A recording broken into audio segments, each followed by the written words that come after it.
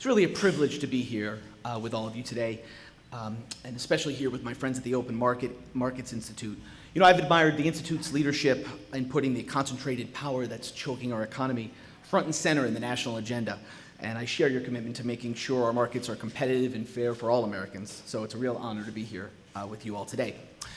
Now, before I begin, let me just give the standard disclaimer.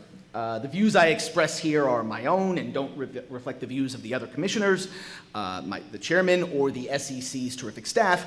But let me add my own standard caveat. I fully expect that given time and wisdom, my colleagues will discover that, as usual, I was right. Today, I want to explain why the unprecedented concentration of power in the American economy is among my top concerns as a commissioner. But since the SEC rightly requires full and fair disclosure, I'll need to start with a disclosure of my own.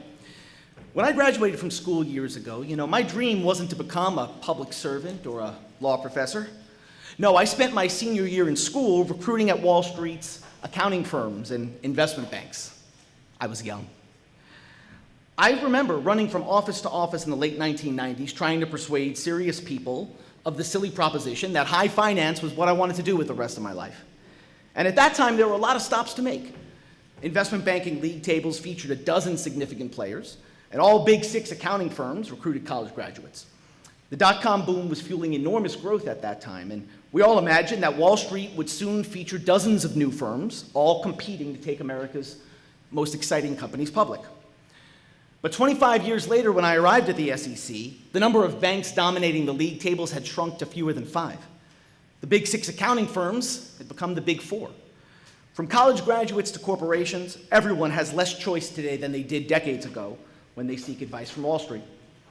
I've argued in several speeches before that this leads to puzzling practices across our economy, affecting everything from the price of going public to the design of our stock markets.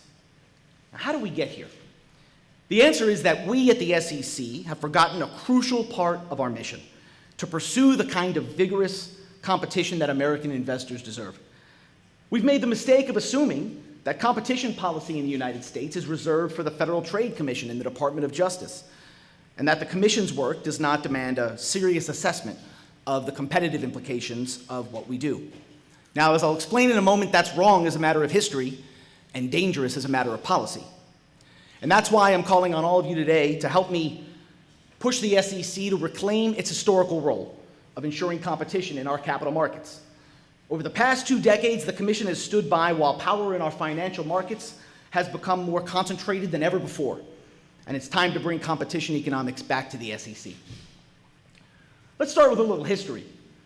Even before its birth, the SEC was an agency with competition at the heart of its mission.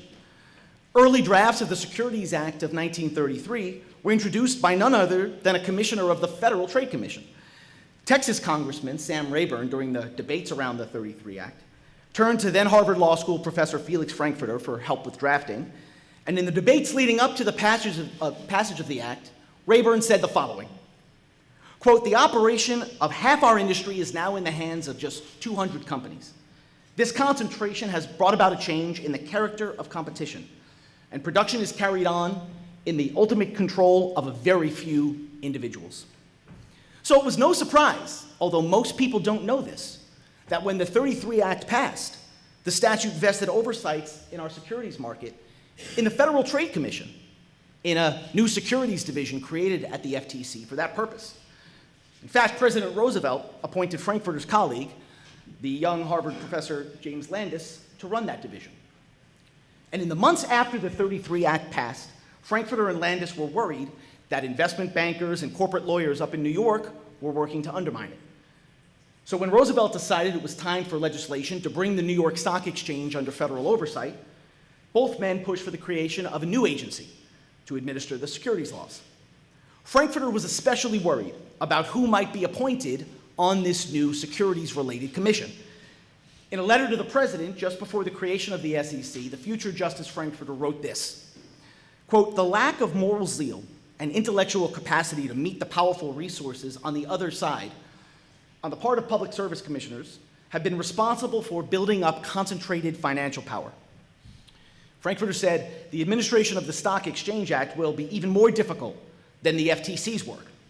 The problems," Frankfurter knew, "are more subtle, the abuses less obvious, the public more misleadable, and the consequences of non-action even more far-reaching.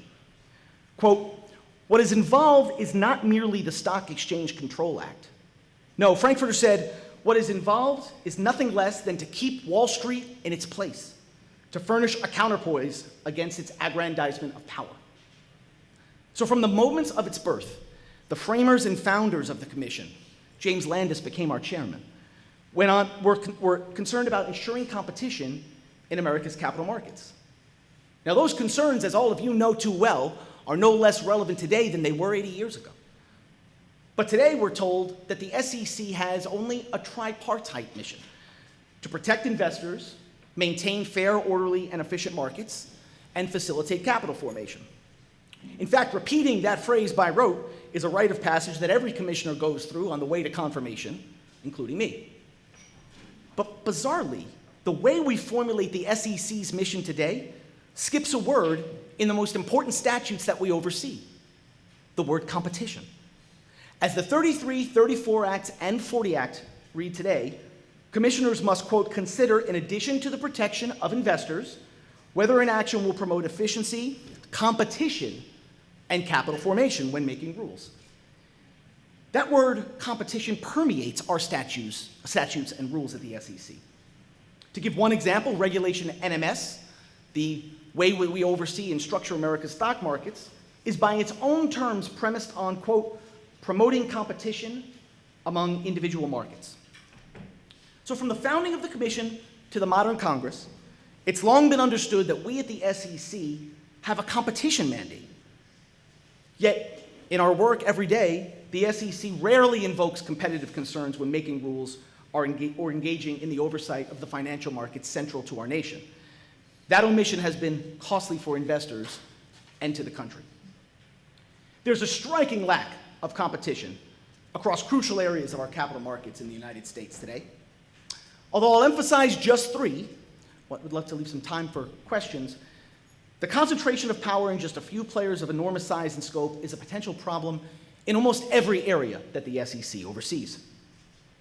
First, as I pointed out in a recent speech, the state of America's stock markets raises real questions about whether those markets reflect the competitive marketplaces that American investors deserve. We currently have 13 public stock exchanges in the United States, which sounds like competition until you realize that 12 of them are owned by just 3 corporations. It's odd, of course, for conglomerates to acquire virtually identical businesses and continue to operate them independently that way. But our stock exchanges do this so they can charge investors to connect to each exchange. And in a world where the cost of connectivity is falling every day, exchanges have asked the SEC over and over again to raise the cost of connecting. We have largely stood on the sidelines while investors pay for those price increases. Or if you prefer, we can look at another area. As I mentioned earlier today, when I was on Wall Street, a lot has changed since I was on Wall Street, but one thing has remained the same: the price investment bankers charge small companies to go public. When I was a banker, the standard fee we charged for a middle market IPO was 7%. If our client was big and influential enough, we'd consider negotiating a lower fee. But for middle market firms, for small companies, 7% was the cost of going public when I was on Wall Street. Now, as a young banker, I assumed that technology and competition would eventually bring those costs down. So when I arrived at the SEC, I asked my team to dig into the data and find out how middle market IPO pricing has changed in the 20 years since I left Wall Street. And in a speech earlier this year, we shared our results. Between 2001 and 2016, more than 96% of middle market companies paid Wall Street exactly 7% to go public. Not 7.5, not 6.5. If you're a middle market firm, you pay 7% to access our public capital markets. So during 2 decades of technological revolution since I left investment banking, prices have fallen on virtually everything in our economy, except the cost America's most exciting young companies pay to access our public capital markets. A third area where competition in our capital markets has been wanting is the area of credit rating agencies. I don't need to tell all of you how different the last decade of American history might have been in our capital markets if we had more competition with respect to credit rating agencies. The natural diversity of opinion that competition produces is fundamental to making sure investors can make an informed decision when it comes time to determine whether or not a particular security or particular investment has a risk of failure. But because of the concentration in that space, we gravitated toward one view of creditworthiness in 2007, to the great detriment of our economy and its future. And notice that each of the institutions I just mentioned plays a crucial role as a gatekeeper of capitalism. They're vital to how capital and the opportunity that comes with it is allocated throughout our economy. Yet all of these pathways to our capital markets features just a few players. And as a result, ordinary investors are driving on roads riddled with toll booths. You see, when an industry is dominated by just a few players, those players can exploit their market power to extract rents from the broader economy. The bundling, cross-subsidization, exclusive contracts, and price discrimination that we see throughout our securities markets aren't free. American investors and entrepreneurs pay for them in the form of higher costs and distorted decisions about the capital allocation that will define our economic future. So where do we go from here? I believe there are 3 steps we can take starting today to bring back the forgotten 4th pillar of the SEC's true mission, which is to encourage competition in our capital markets. First, whenever we consider new rules, we should seriously engage with the lack of competition in the securities markets that we regulate before deciding what's best for investors.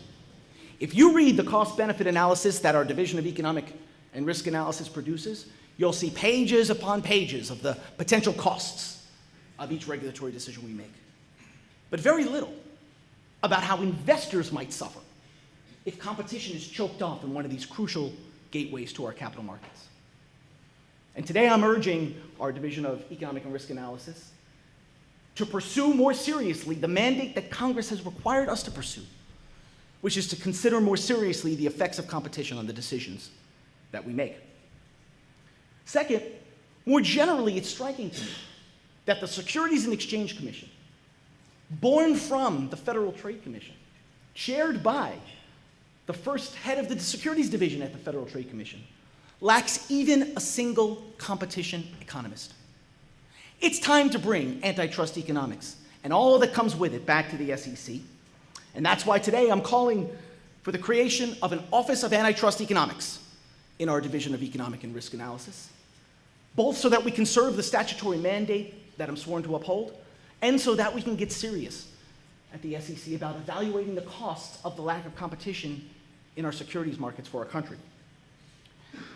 And finally, I've called on our chairman, and I do so again today, to work more closely and carefully with our colleagues at the FTC.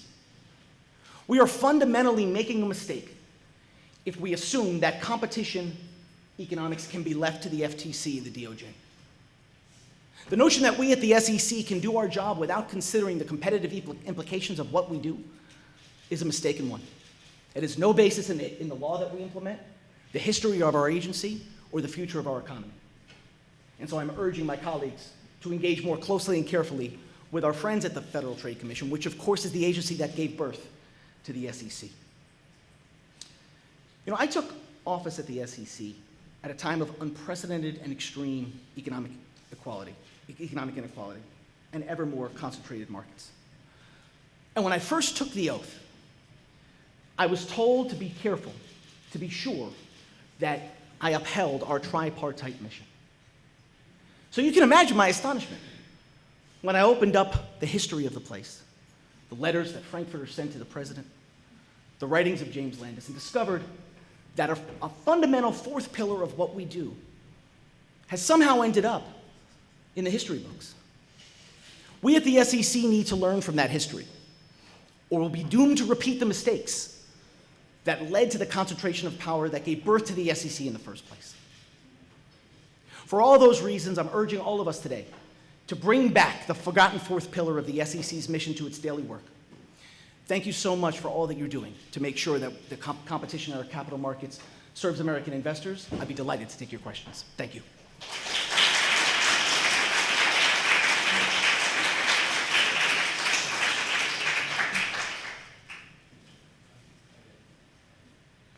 Please.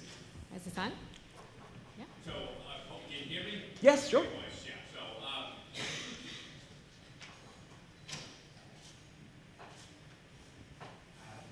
Oh, okay. Ed Groshan's Height Capital Markets. I find interesting your assessment of the investment banking fees on small to mid-sized business still staying at 7% given all that's happened there. That's very interesting. But and it's clear at the exchanges something's going on there as well. There are certainly costs being taken out because those prices haven't moved the way we would expect them to move. But when we bring it down to the individual investor, depending on where they have their account and what they're doing, they've certainly seen improvement in their cost to access accounts, right? I believe Fidelity now is $4.95 a trade versus, I think it was a little over 10, 20 years ago, right? Like, so how do we explain those economics where it seems costs are being elevated in one area and it should be affecting the individual investor, yet there seems to be a lot of benefits flowing through to the individual investor? Oh, it's a great question, man. So just for those of you who, I don't know if everybody heard it clearly, but the fundamental question he's asking is, how do we explain to people that there might be a lack of competition in these areas when costs are falling? Take, for example, the cost of trading stocks. If you stopped an ordinary investor on the street, they would say, feels pretty cheap, $4.95 a trade, whatever it is. And I guess what I'd say is, and what's so challenging analytically about it, is we don't have the counterfactual world, do we? Where we do have more robust competition. We can't show them what the price would be if the exchanges were engaged in more meaningful competition. Here's what I'd say about that. To the degree we want to provide an illustration to people about the costs that they bear when they don't have full competition, I think it's helpful to describe to them the structure that exists in our markets. Because I think that most ordinary investors would think it's unusual that we have 13 stock exchanges and 12 of them are owned by 3 companies. I think most ordinary investors would say, why are our stock exchanges buying identical businesses, and rather than putting them together and achieving economies of scale and scope, which is typically what you do when you buy a competitor, they're continuing to operate them. Why does a stock trade that I send bounce around server farms in northern New Jersey rather than go to a centralized place where it can be filled? Why can I engage in a more competitive auction on eBay for baseball cards than I can for stocks in the most deep and liquid capital markets in human history? What I would say, sir, is I can't tell them how much it would cost if we had better competition. But what I can do is show them that the markets we have don't look like the competitive markets they know. And my own sense about ordinary investors is that because they have to get up and go to work every day and live in a competitive labor market and deal with and look at what competitive markets look like, they know the difference. And so in my speeches on these subjects, I focused on describing in an accessible way what markets we have to show people that this doesn't look like the kind of competition we're used to in America. Now, I'd love to be able to tell them, you are paying this much for the rents that these institutions are extracting. But I can't, because I don't have the counterfactual. You're quite right. What I can do is show them the world we live in and ask them whether that feels like the competitive market they deserve. And I think the evidence is so powerful in that area that it'll carry the day. Sure? I think we can take one more quick question. All right, go ahead. Hi. I was wondering if you have any concrete suggestions about how the SEC could cooperate or interact with the FTC or DOJ more on the competition issues? Yeah. So just to be clear, that's why in the speech today I'm calling for the creation of an Office of Competition Economics, because I think that that would be an ideal place for that kind of work. And in particular, I would hope that if, upon the creation of such an office, we'd be staffing it, drawing on the deep resources of the tremendous economists at the FTC. I would think that'd be the place to start. So my hope is that the creation of the office would create the kind of connective tissue we would need to do that work. But I can also tell you that I do this all the time by working very closely with my colleagues on the FTC. Both of the new commissioners, Rebecca Slaughter and the other commissioners who've just been confirmed, Phillips, these have been great colleagues for me. And To the degree that we can work together on some of the rulemaking projects that we're considering, I think that'd be beneficial. Let me just add one more specific point about this. I feel like fundamentally, what we have done, not just as an agency, but as a community, is assume that the SEC should put its head down and do its work and leave competition economics to the DOJ and FTC. And I just think that's a mistake of history and law. That's not where the SEC came from, and that's not where our markets are going. Thanks so much to all of you for the time today. It's been a pleasure talking to you. Thank you.